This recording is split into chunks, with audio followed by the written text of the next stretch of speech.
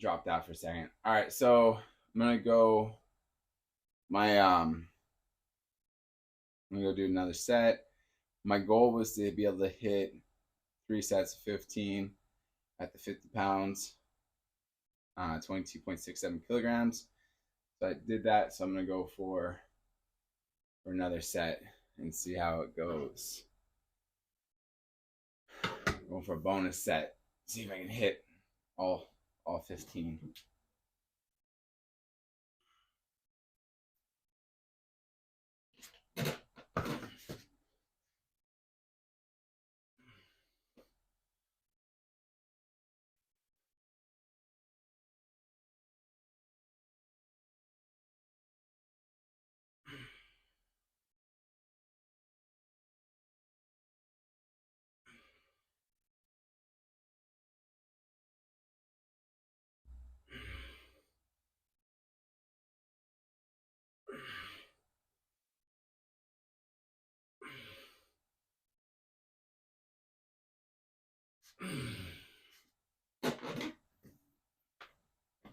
All right, didn't make the full 15, but I got the 12.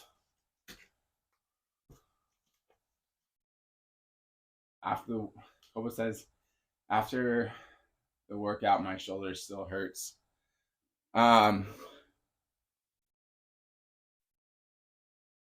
What part?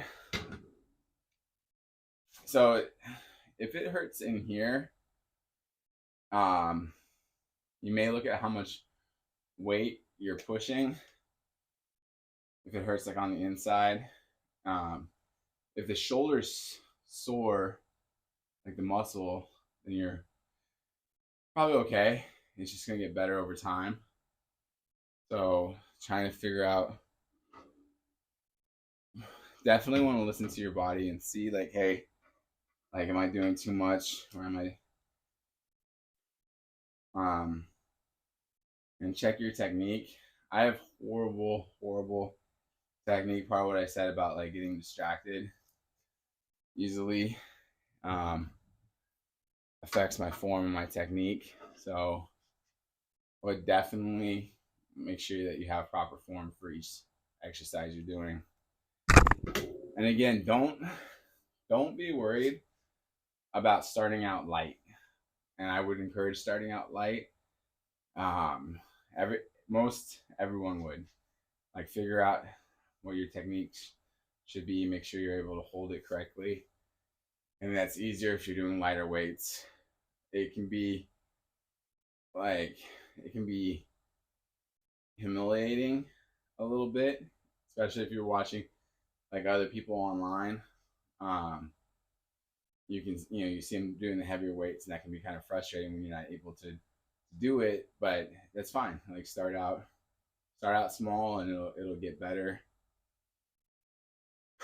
Don't like hard charge into it and then hurt yourself, which is a tendency of a lot of people. It's my tendency, is to try and take on more weight than I can do, and then hurt myself, and then have to step back and readjust.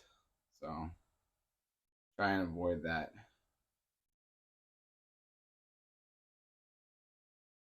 I'll work like these Indian guys. He said next time. Yeah, there's some guys out there that just are getting after it in India.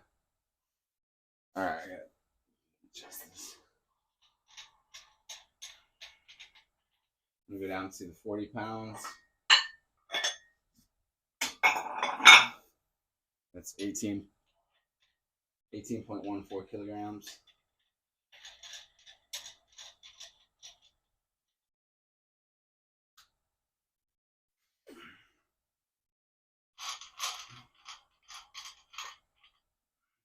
Then you also have to decide what kind of lifting do you want to do. Do you want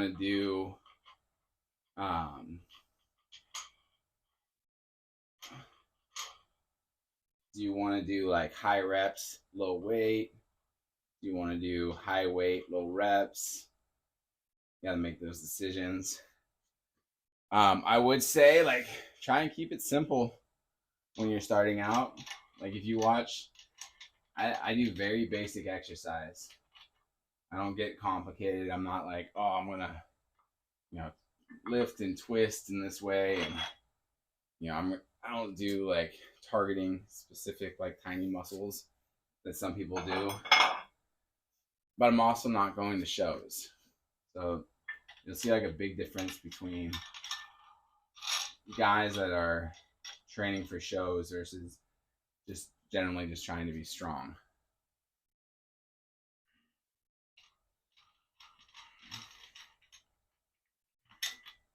And sometimes that can be the hard part about like watching people online is their goals can be very different from your goals, but they're talking about the same thing.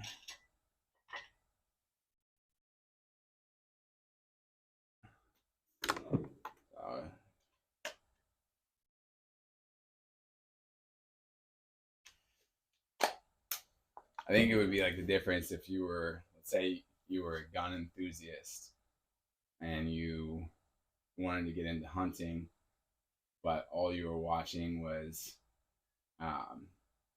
videos for soldiers, and all you were seeing as far as shooting were soldiers telling you how to shoot versus hunters telling you how to shoot. If you're trying to train for hunting, but you're taking lessons from guys that are, trying to be professional killers, that's it. It's going to be a very different outcome. So trying to find people that are going for the same kind of body type that you're going for is key.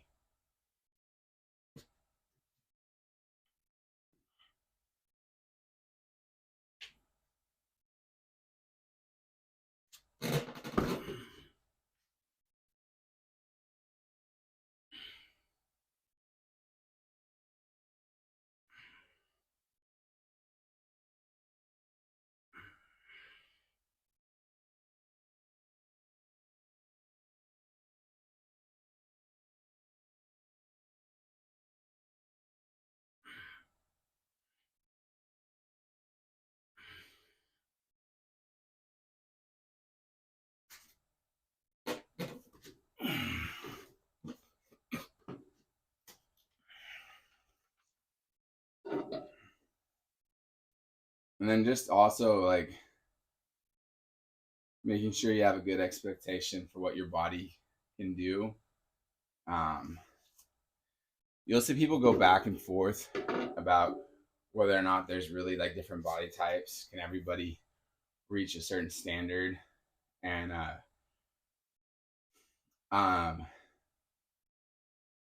do think that there are like different body types. Like my brother is very shredded and he doesn't put on fat as quickly as I do, but then he also doesn't bulk up as easily as I do as a result of that. But he's really strong, and if you took a snapshot of us size wise, you might think that I've got the bigger muscles, so I must be stronger. But no, he's really strong, and he looks that way if he takes his shirt off for sure. Like he looks like a strong guy, but he's not gonna bulk up as much, and he would have to consume way more food than I do to bulk up. And so knowing that about yourself is important. And deciding what your goal is. Like if your goal is to bulk up versus your goal is just to be strong. There's plenty of really, really strong guys that don't present as strong. Boba says, you have good form. I hope I get something like your body, to be honest. Well, yeah. Hopefully just know too, like it takes time. So, and there's no shortcuts. Like if you go out and buy a bunch of creatine and you swell up with water, it's still going to take time to like get to a certain spot. So, but it's fun. It's worth it. And all you have is time, right? What else What else are we gonna do?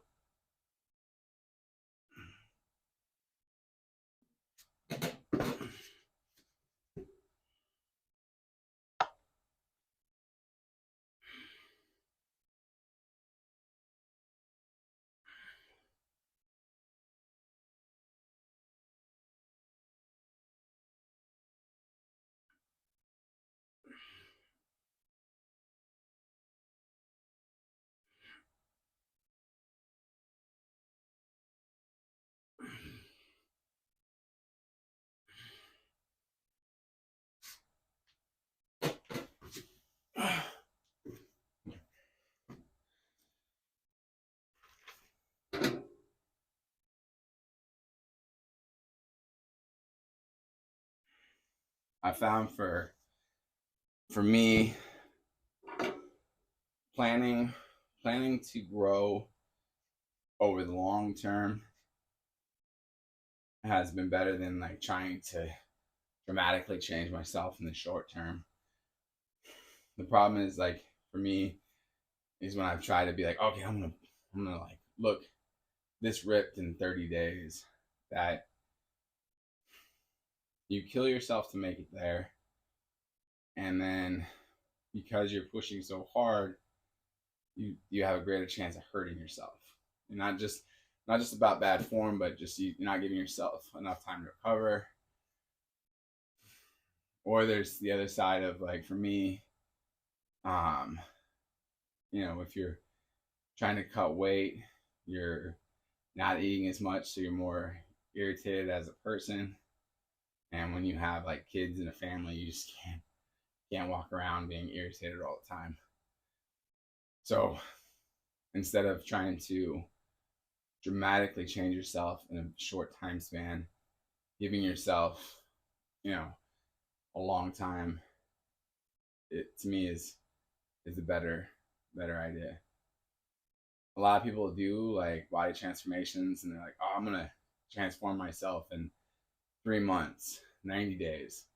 90 days seems to be like a big number. But for me at this point, like I look at like, okay, I'm gonna do a body transformation over a year.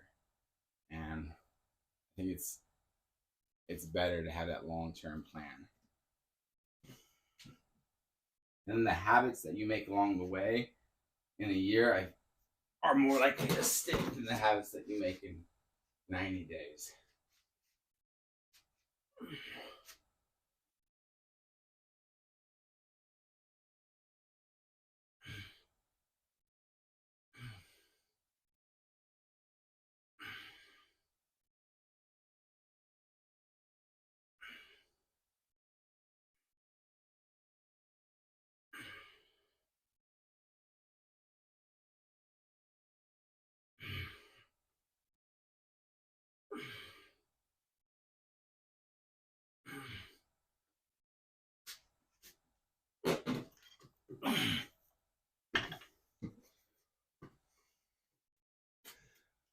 But I'm excited for you, Copa. It's gonna be fun. I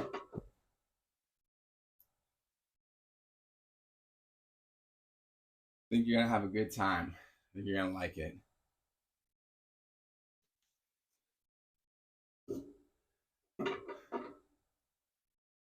I hope, man. But you guys are crazy busy over there in France. It seems these days. Seems like it seems like France has a lot going on. Do you live in like the major cities, or do you live more in rural France?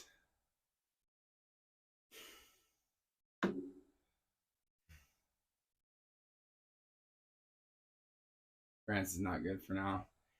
Yeah, this is the thing about studying history is that there are long periods of time where France hasn't been good. But and in America we joke a lot about the French, but it seems like France seems to constantly make it through whatever the world tosses at it. Pope says I'm in one of the important cities. There's definitely a resilience in France. You you know, just gotta tap that resilience. I like reading French history. I was a big fan of, and still am, big fan of Alexander Dumas. I loved The Count of Monte Cristo. I was telling one of my kids, asked for a bedtime story, and I was just blanking on what story to tell. So I did the first part of Count of Monte Cristo up to when he ends up in prison. And I had to like change the names and stuff to make it more relatable and keep her interested. But I like Alexander Dumas a lot.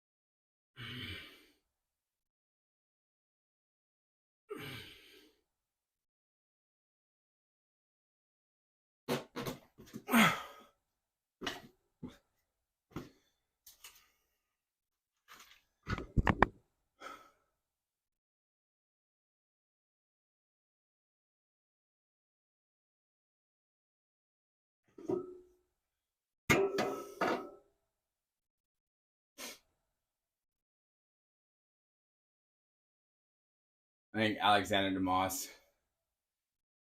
definitely inspired me to do more reading about the French.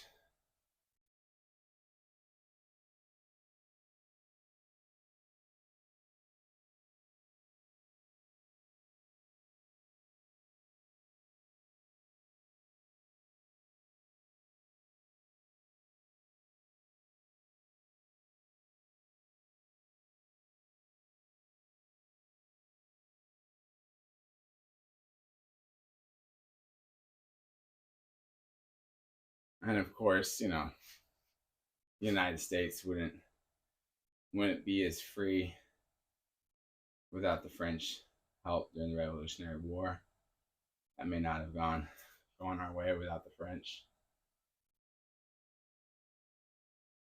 So despite all the jokes, we have to be eternally grateful for the French.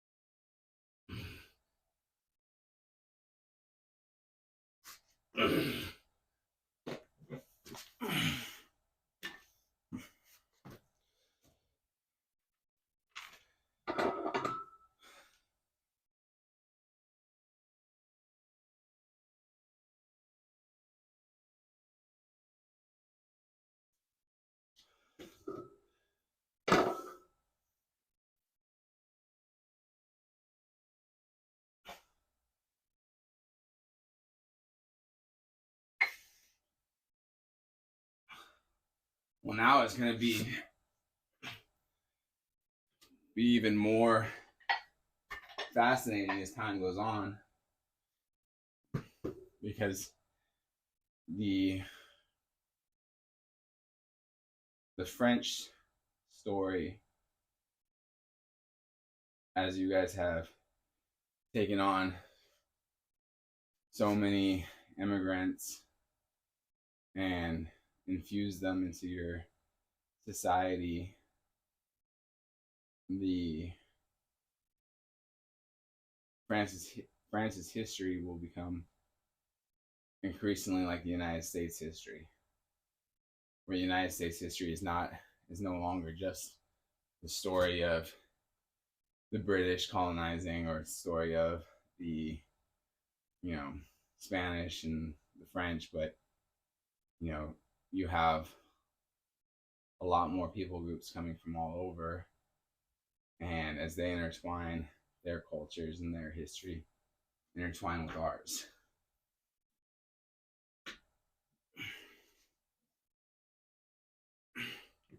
And some people can find it very difficult and frustrating, but I think that's where that French resilience is going to come into play. I think you guys can figure it out.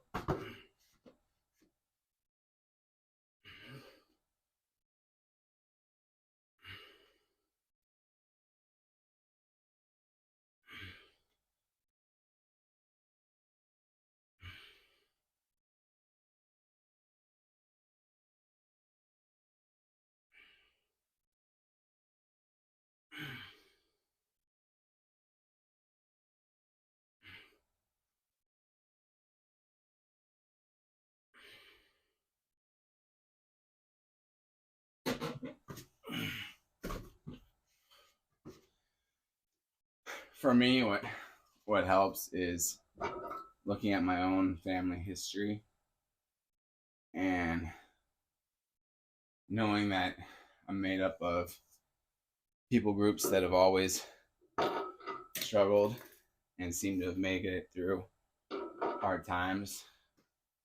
I mean, I'm a mix of Irish, Spanish, Hispanic, Native American, Jewish, some African as well. So, to some extent, the people in my heritage have always known struggle and how to adapt to the changing tide.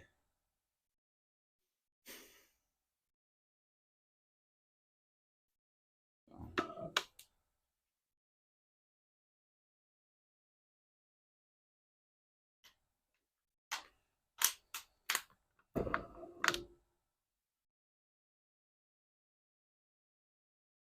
and I think the thing that the U.S. prizes and France prizes is liberty. And as other people come to the country and get grafted into our countries, I think that love for liberty is actually easier to spread than people think. And if we keep on teaching about it and showing how much better liberty is than a tyrant, than tyranny, we'll get people to adapt.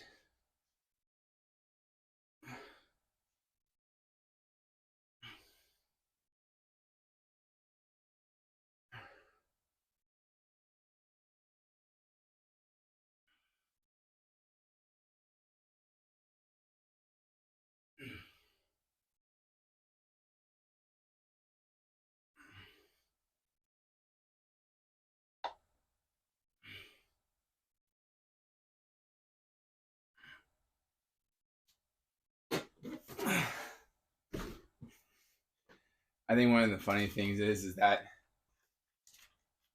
in the U.S., and I know it's talked about in parts of Europe as well, is people get worried that capitalism is dying and that communism and socialism are going to take over, and the idea of a meritocracy will go away. But then I look at, across the world, the younger generation are playing video games, and the video game world is capitalistic, and it is, merit driven. Video games are almost always about meritocracy and what you bring to the plate and how hard you work to succeed. So when people are like, oh man, like capitalism's gonna die, these kids, they don't love it. And it's like, yeah, they do. You just don't realize it. Fortnite is all about capitalism. So many games are about capitalism, and people just don't even realize it. They don't think about it that way.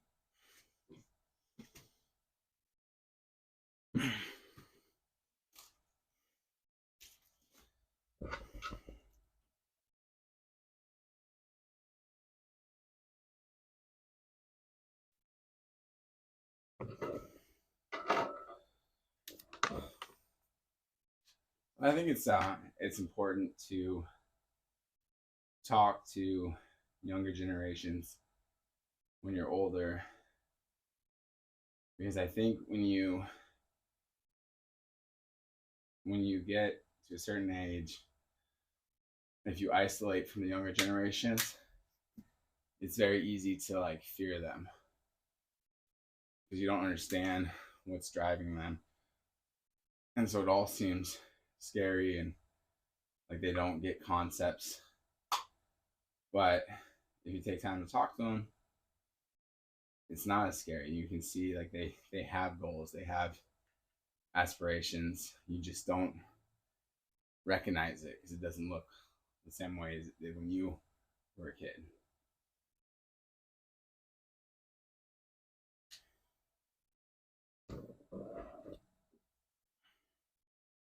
Plus, I think older generations are always scared of the youngest generation because they reach a point where they know they can't physically fight a teenager anymore.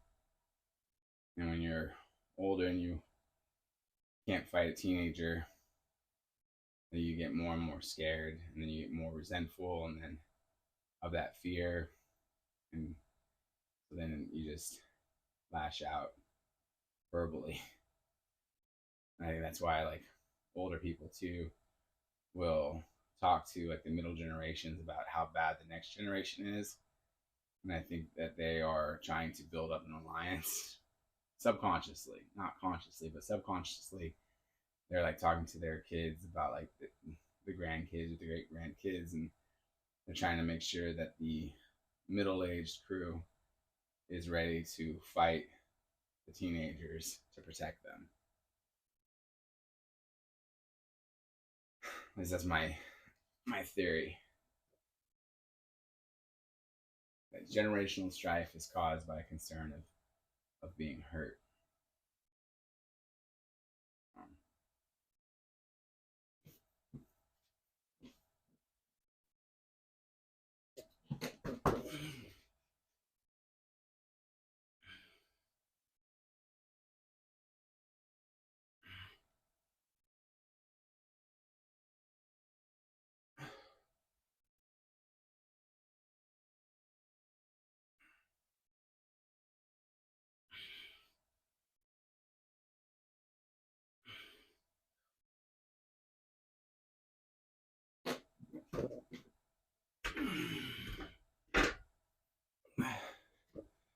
there's a concept in psychology called, if I remember correctly, it's Maslow's hierarchy or pyramids of needs. And it talks about like basic needs need to be met in order to reach a level of actualization and understanding. And like the first one is like food. Um, if you want to reach the top level of the pyramid, a lot of people have to have food before they can think about others. They have to have security. They have to have a home, and then they can move towards self-actualization and helping others. And I think that when you're older, you lose that sense of security because you become more vulnerable, and that makes it harder to relate and help younger generations because you're scared.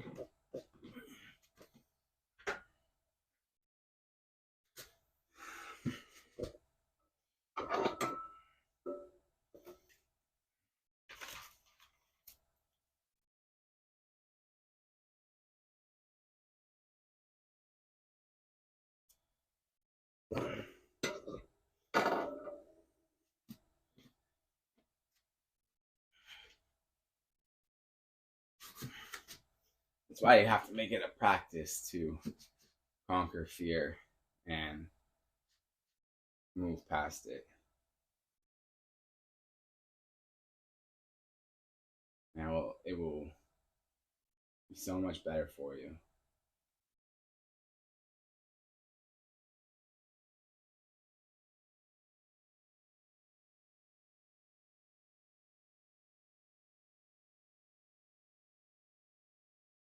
I had this interesting experience. Say it real fast. I was like 2 days ago. I was going to a store with my kids, and I was walking through the parking lot.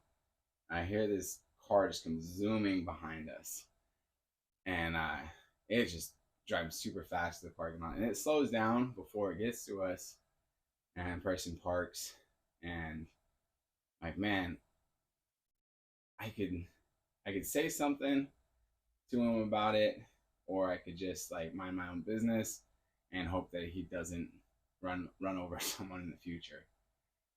And I was like, no, I'm gonna say something, especially because he did pass where we were parked originally, And if my kids had come running out of the car, there's a good chance he could have taken one of them out without realizing it. So I said something to him. I was like, "Hey man, like you're going really fast, man. It's not a good idea to go that fast in the parking lot." And he was this younger guy, probably might have been as young as 19, and he was like, "You know what? You're right. Like that's I realized that, and I'm sorry. I slowed down like when I saw you and your kids, but you're right. I shouldn't go that fast." I was like, "Yeah, man, it's cool. Well, thank you so much for responding that way, and you're right. Like, but I was like, so I'm on the same side, just so you know, like I was young, I've driven ridiculously fast and been unsafe. I think we all have. So, but thank you so much for your response and being willing to slow down." So, Ringu, would you lateral lunges be considered good cardio? Yeah, if you're doing lunges, if you're doing it fast enough, if your heartbeat starts going, yeah, you can always use a step or two. Dixie Vic says, "What an understanding person." Yeah, I love that. Like, you know, when you reach out to someone and they like respond. But in a big side is I find that you just have to do it respectfully. But if you're scared, too scared to say anything, you have a tendency to either come on too harsh, not able to be respectful, and that message of like, hey, like slow down gets lost. The reason I mentioned lateral lunges is that they are great for both squats and stretching. I thought they might also work as cardio. Since I want to keep my workout routine simple, you tell me if lateral lunges can be considered good cardio.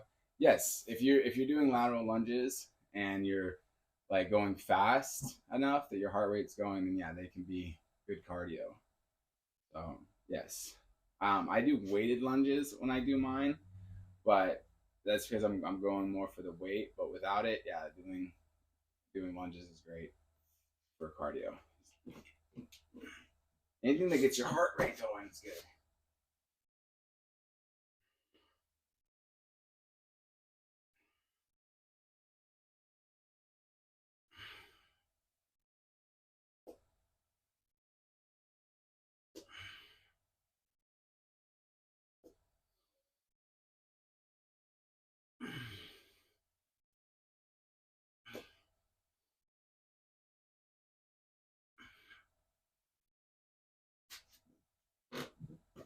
Oh man, oh, only did 10.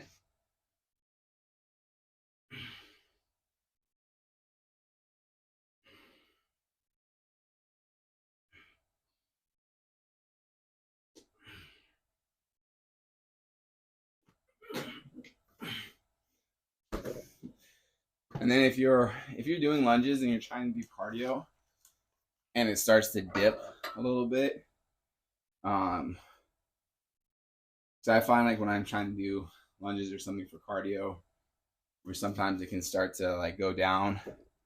Um, just bust out like 10 like burpees, and that will help with getting that heart rate jacked back up. You trying to drop this exercise or what? Yeah, I realized like I only went to 10 as I was getting back up.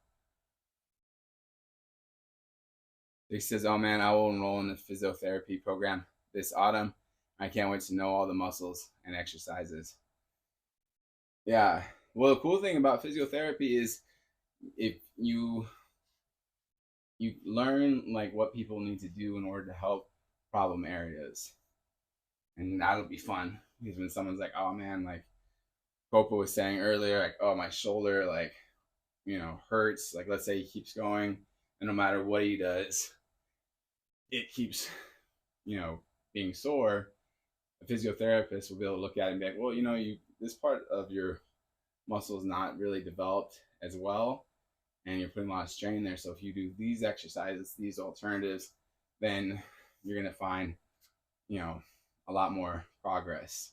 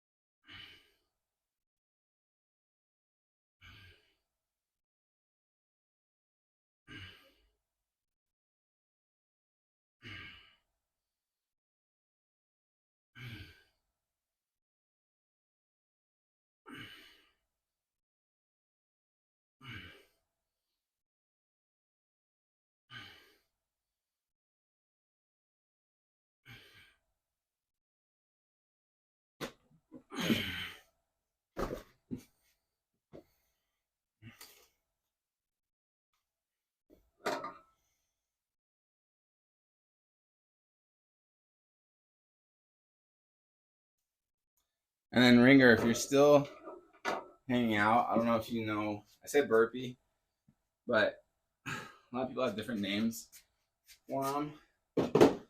Show you real fast what I was talking about when I say burpee.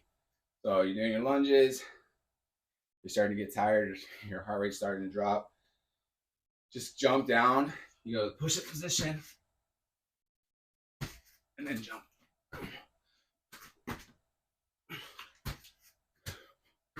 I don't know if you can see it at the bottom, but you're doing the push-up and then coming back up. And I guarantee you, 10 of those will get your heart rate back up. This should be good to go. I think eating my crisp while watching you actually gives me energy. You know, that's the fun thing about working out is Dixie Vic says I hate burpees. Yeah. One of the fun things about working out is being able to eat something before you work out that isn't necessarily good, but not necessarily bad. So like Pop-Tarts, if you're going to be doing cardio or a long extended workout, you could eat a Pop-Tart beforehand, and it's got carbs, it's got sugars, it's going to help you while you're working out. And there are better things to eat pre-workout. But if you're like, man, I really want a Pop-Tart, which I love, cherry Pop-Tarts, so the brown cinnamon sugar Pop-Tart, it gives you an excuse to be able to eat one.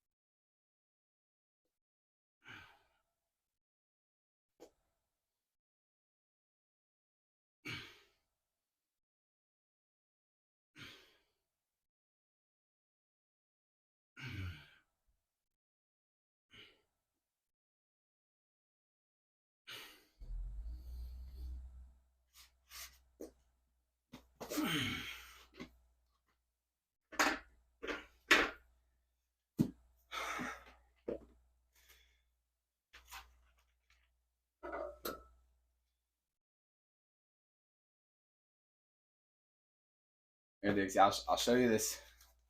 There's an alternative burpee that I learned. Might not have enough room to do it in here, but let's see.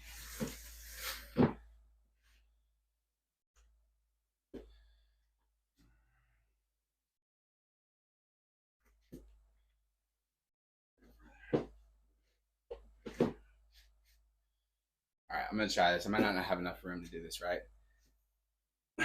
I learned this at there's this gym, or that's like mostly just training for HIIT training. So they do a lot of cardio and then some weightlifting. But they called this one the Superman burpee, which I just like Superman, so I liked it for that alone. But if I remember right, it goes like this. You go.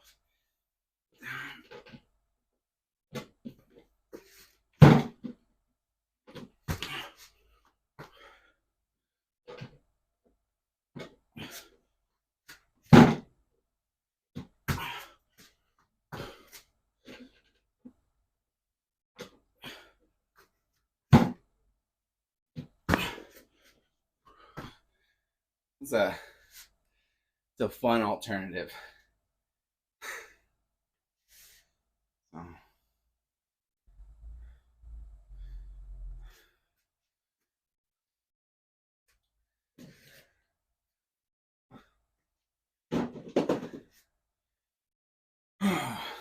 right. Well, that is it for today. Thank you guys for hanging out. Thank you, Dixie and Copa Man, for hanging out. Ringer, thanks for dropping by. Hope you guys have a good Thursday. So I mean about get your heart rate. My heart rate's definitely gone up. So all right. Have fun. You guys take care. God bless you. Thanks for coming by. Thank you, Dixie Vixie. She says you're very motivating. Keep going. We'll do. See you guys.